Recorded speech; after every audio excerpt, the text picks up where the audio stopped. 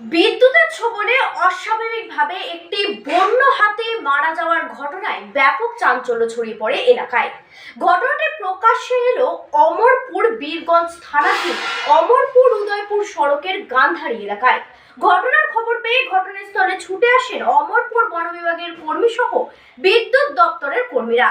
প্রাথমিক ধারণা অনুযায়ী জানা গিয়েছে, উচ্চ ক্ষমতা সম্পন্ন বৈদ্যুতিক তারের সংস্পর্শে হাতিটি মারা গিয়েছে, এমনটাই জানান বন। স্যার এটা কি পালা হাতি না বন্য হাতি স্যার? বন্য হাতি। কটার দিকে খবর পাইছেন? আমরা 9টা 10-15 এরকম। এখন কি করা হইবে তবে? এখানে আমরা হাই অথরিটি তার কাছে খবর দেওয়ার পর তারা আইতেছে এবং সকালে একবার আইতেছে। তখন বিভিন্ন সিস্টেম আছে, যে ডিপার্টমেন্টের যেটা রুল আছে, এই রুল অনুযায়ী আমরা এইগুলি এখানে করব।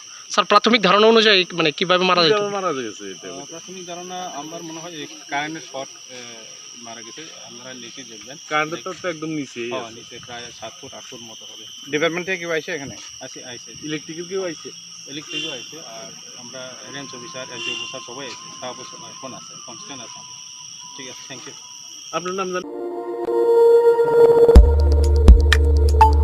দেখতে থাকুন নিউজ প্রাইম টাইমস, আপনাদের সাথে আপনাদের পাশে।